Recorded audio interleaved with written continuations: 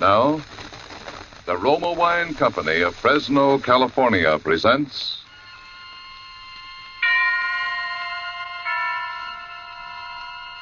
Suspense. Tonight, Roma Wines bring you the distinguished actor, Mr. Ronald Colman, in one of the great suspense stories of our time, August Heat. Suspense is presented for your enjoyment by Roma Wines. That's R-O-M-A, Roma Wines. Those excellent California wines that can add so much pleasantness to the way you live, to your happiness in entertaining guests, to your enjoyment of everyday meals. Before we bring you Ronald Colman and our suspense play, here's a brief message from Elsa Maxwell, famed for her great charm as a hostess. When food looks appetizing, it almost always lives up to expectations. When even so simple a main dish as a steaming, fragrant bowl of spaghetti or beans is surrounded by bright green salads, golden rolls or muffins, and brilliant raw California burgundy, the food is more enjoyable, more delightful. And for a summery touch of the outdoors, a vase of flowers, perfect color complement to the deep, rich beauty of Roma burgundy. You'll enjoy the fruity, robust taste, the tart piquancy of distinguished Roma burgundy served cool. Truly a masterpiece of fine winemaking. Like all Roma wines, Roma burgundy is unvaryingly good, always high in quality of bouquet, color, and taste. The happy reward of selected grapes, brought slowly to perfection, gently pressed, then carefully guided to flavor fullness by the ancient skill of Roma's noted wineries in California's choicest vineyards. Yet all this goodness is yours for only pennies a glass. Remember, more Americans enjoy Roma than any other wine. R-O-M-A, Roma Wines.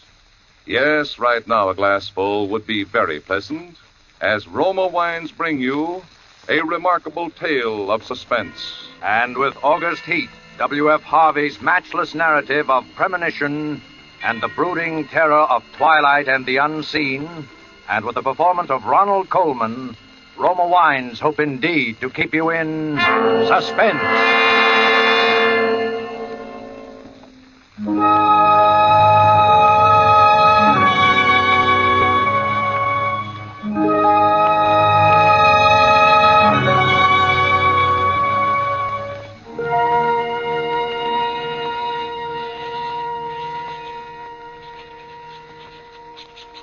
Penniston Road, Clapham, August the 20th, 1945.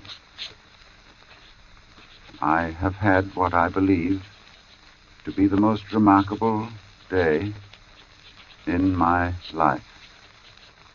And while the events are still fresh in my mind, I wish to put them down on paper as clearly as possible.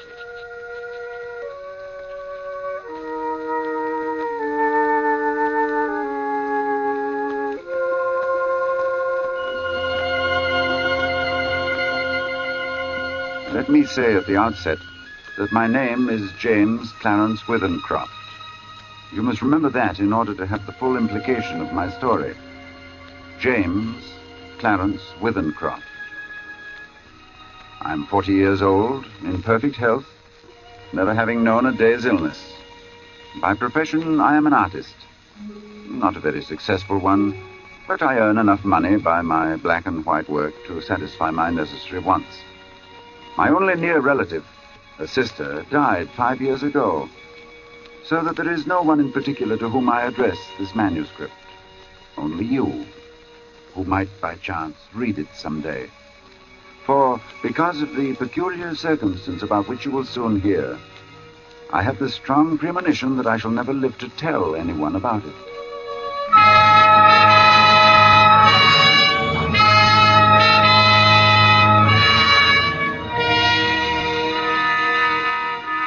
I breakfasted this morning at 9 at the usual time. It was no different from any other morning. And after glancing through the morning paper, I lighted my pipe and I proceeded to let my mind wander, in the hope that I might chance upon some subject for my pencil. The room, though door and window were open, was oppressively hot. And I had just made up my mind that the coolest and most comfortable place in the neighborhood would be the deep end of the public swimming bath, when I was suddenly shaken. A feeling swept over me such as I'd never experienced before. I attempted to rise to my feet, but somehow it seemed as though I had suddenly been fastened to my chair. My hand went out in an effort to brace myself. And then, before I knew what I was doing, my pencil was in my hand, and I began to draw. It was as though someone had taken my hand and was moving it across the paper, swiftly, in bold strokes. And then I seemed to take over. My hand, under its own power, began to draw. I soon forgot the oppressive heat. Everything was forgotten in this frantic feeling that the sketch must be finished as soon as possible.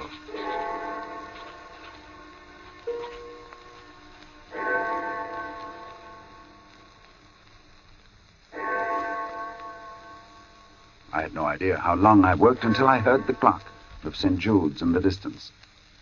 It was 4 o'clock, and I had started just after breakfast. Now, for the first time since I'd begun, I actually seemed to see what I had been sketching. I was surprised. The final result was, I felt sure, the best thing I'd ever done. It showed a criminal in the dock immediately after the judge had pronounced sentence. The man was fat, enormously fat.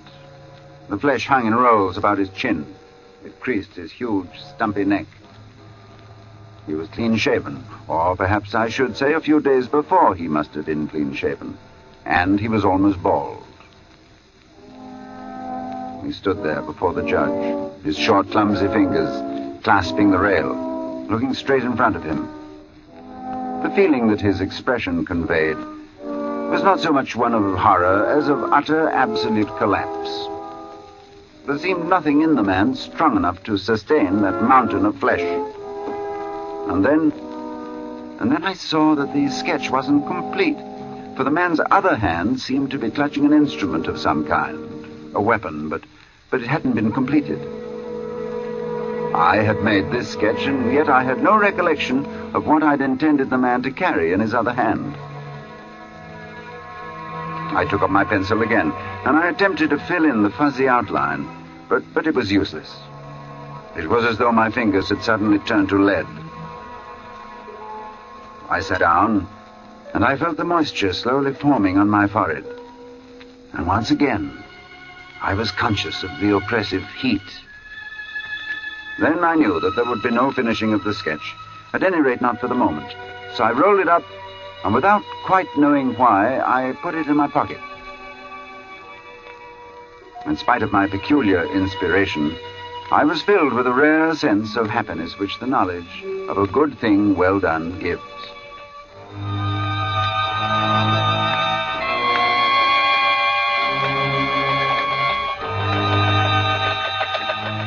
I believe that I set out with the idea of calling upon Trenton, for I remember walking along Lytton Street and turning to the right along Gilchrist Road, at the bottom of the hill where the men are at work on the new tram line.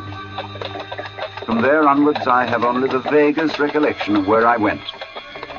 Through parks, along crowded streets, always conscious of the awful heat that came up from the dusty asphalt pavement in a suffocating wave.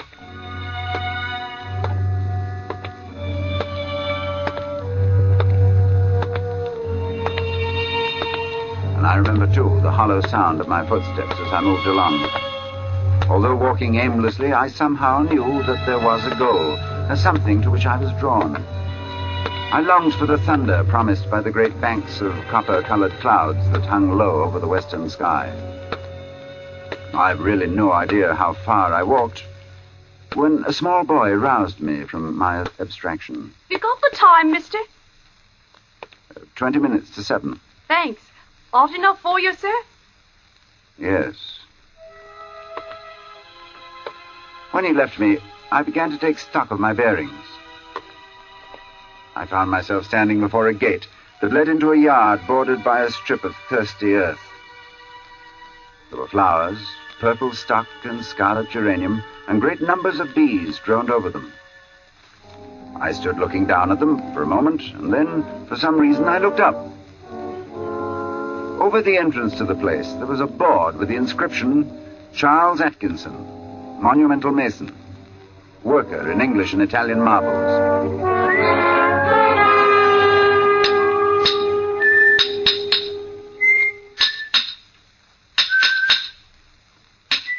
From the yard itself came a cheery whistle, the noise of hammer blows and the cold sound of steel meeting stone.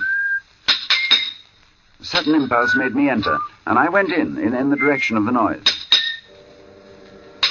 There was a man, sitting with his back towards me. He was busy at work on a slab of curiously veined marble.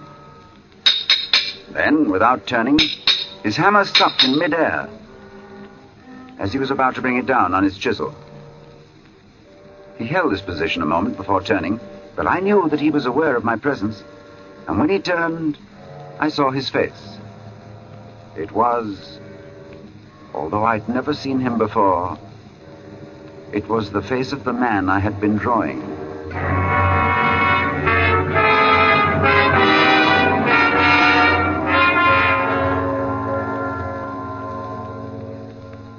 Yes, it was the face of the man whose sketch was in my pocket. He sat there on his low stool, huge and elephantine, the sweat pouring from his scalp, not speaking. Then he took a red silk handkerchief and he mopped his brow.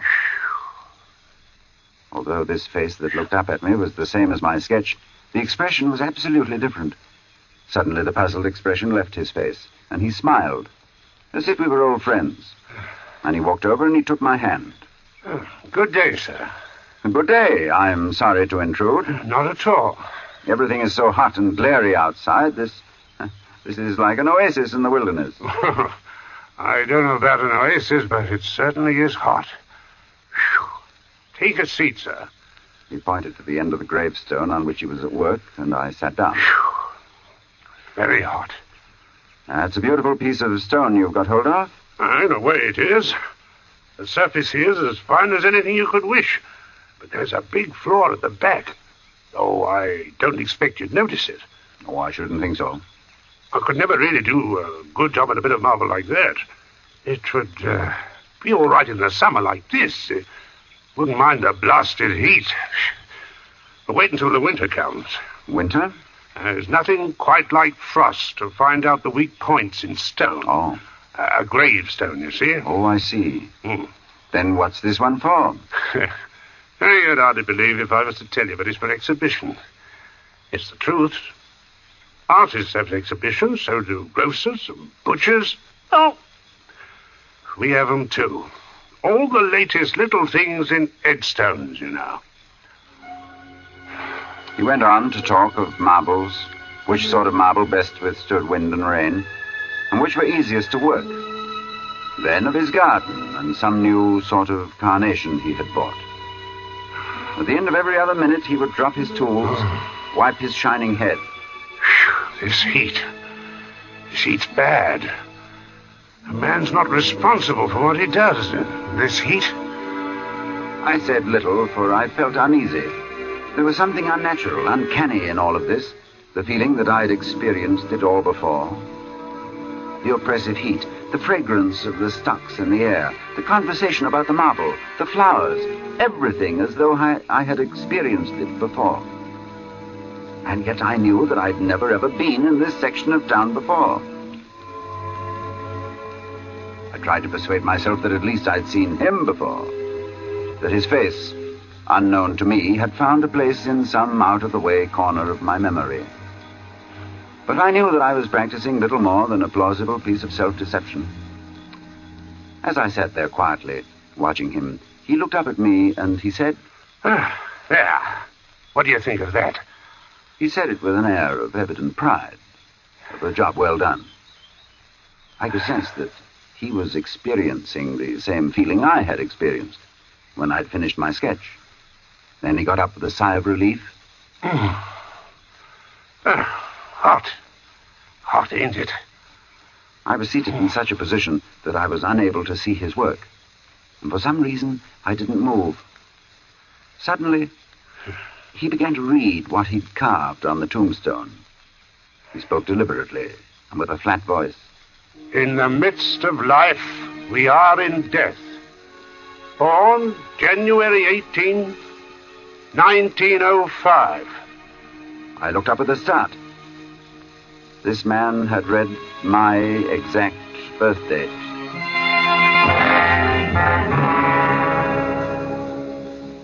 He passed away very suddenly on August 20th, 1945. That's today. We usually use the present date on these exhibition stones. Do you usually put a name on them, too? Yes. Sacred to the memory of James Clarence Withencroft.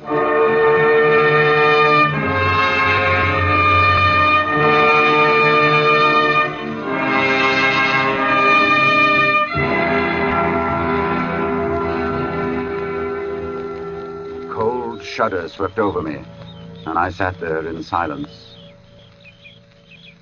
The sound of birds and crickets seemed loud in my ears as we stood there, looking at each other, saying nothing. And then he mopped his brow again. Hot. I was finally able to speak. Where did you see that name? Oh, I didn't see it anywhere.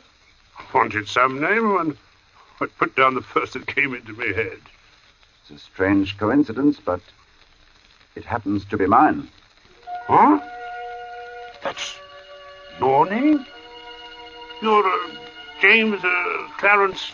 Withencroft, yes. Well...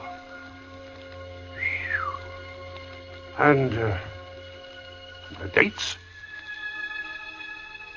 I can only answer for the birth date.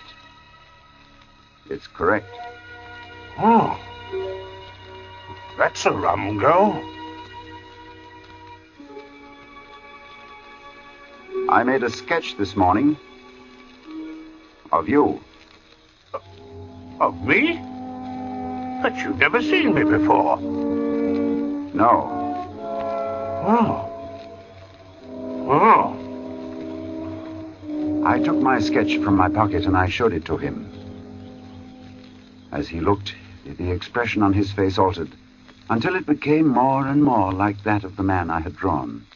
And it was only the other day before that I told Maria there were no such things as ghosts. Neither of us had seen a ghost, but I knew what he meant. Then I spoke to him. You probably heard my name someplace. Yes. You must have seen me somewhere and forgotten it. Yes. Were you at Clacton-on-Sea last July? No, I've never been to Clacton in my life. Oh. And we were silent for some time again. And we stood there looking at one another and at the two dates on the gravestone. And the birth one was right, and the other was today. Well, come inside and have some supper.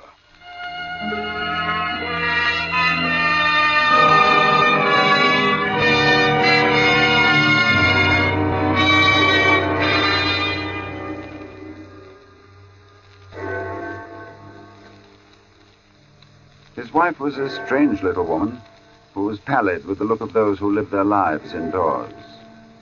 Her husband introduced me as a friend of his who was an artist, and he informed her that I was staying to supper.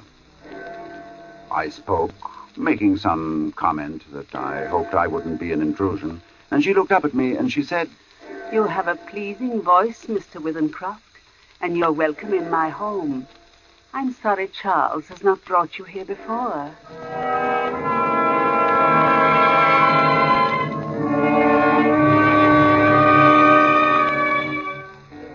Very little was said during the meal, and after the sardines and watercress had been removed, she walked over to a cupboard and she took down a thin black book. And as she handed it to me, she spoke. Would you read aloud, Mr. Withercroft? Puzzled, I looked down at the book which she'd opened and placed before me. It was a very tiny book. The Prophet, it was called, by an author unknown to me with a strange Eastern name, Khalil Gibran.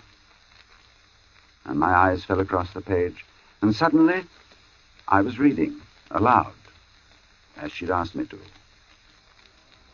Then Almitra spoke, saying, we would ask now of death. And he said, you would know the secret of death.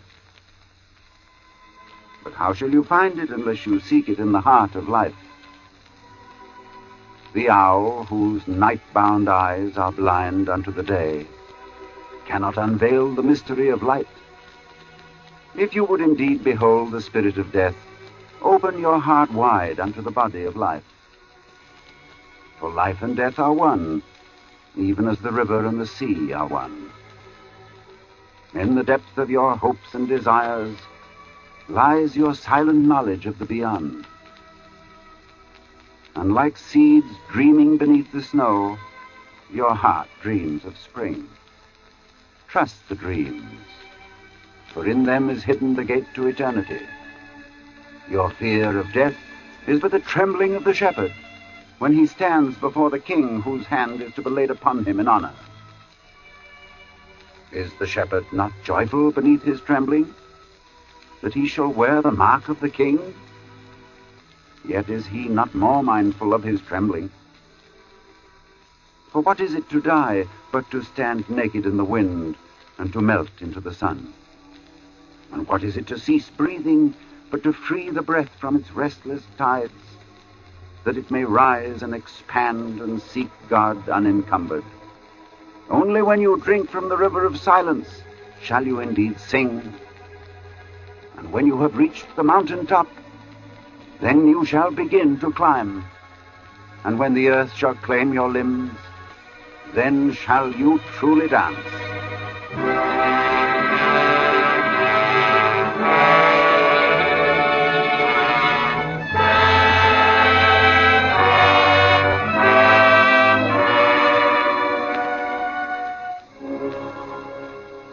When I looked up, Mr. Atkinson had gone. But his wife stood before me, and as she took the book, she spoke. Thank you. Then I went outside, and I found Atkinson sitting on the gravestone and smoking. He looked up at me. Hot. Man's not responsible for what he might do in this heat. She never asked anyone to read aloud before. And then we talked about the sketch again. He looked at it. Likeness is me, all right. On trial. You must excuse my asking, but do you know of anything you've done for which you could be put on trial? No, I've done nothing. Not yet. He got up, fetched a can from the porch, and he began to water the flowers. Twice a day regular in the hot weather. And then the heat sometimes gets the better of the delicate ones. And ferns. Good Lord, they could never stand it. Where do you live? I told him my address. It would take an hour's quick walk to get back home. And he stopped watering, and he faced me squarely. It's like this. We'll look at the matter straight. If you'll both go back home tonight, you take your chance of accidents. A cart may run over you. There's always banana skins and orange peels, to say nothing of falling ladders. He spoke of the improbable with an intense seriousness that would have been laughable 6 hours before. But I did not laugh. The best thing we can do is for you to stay here till 12 o'clock. Then it'll be tomorrow, do you see? Yes. We'll go upstairs and smoke. Maybe cooler inside. And to my surprise, I agreed.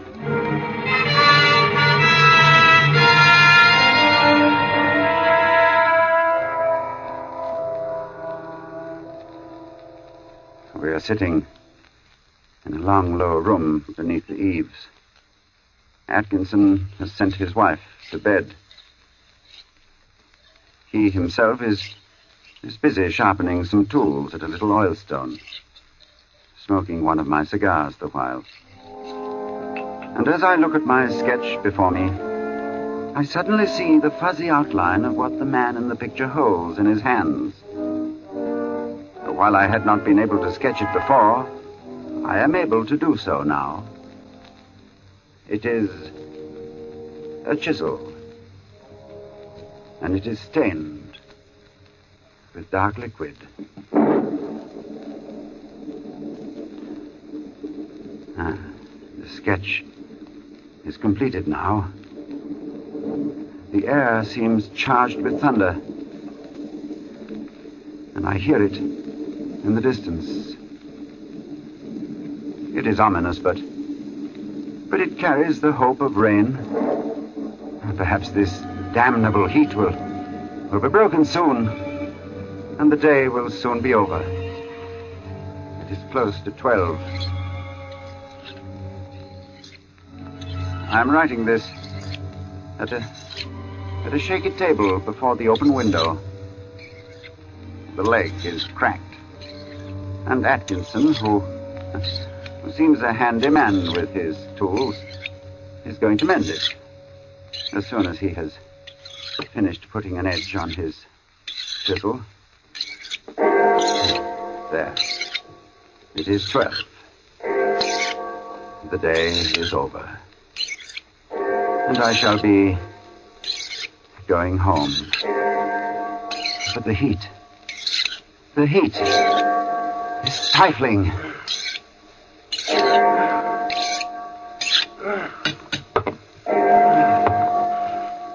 This heat is enough to send a man mad.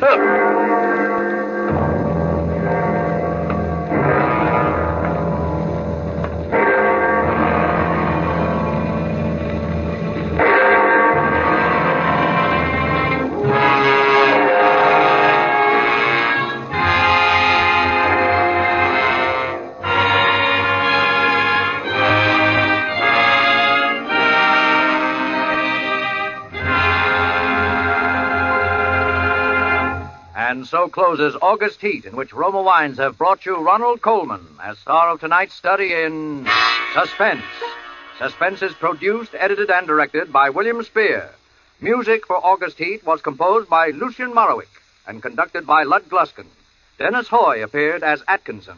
This is Truman Bradley with a word for Roma Wines, the sponsor of Suspense.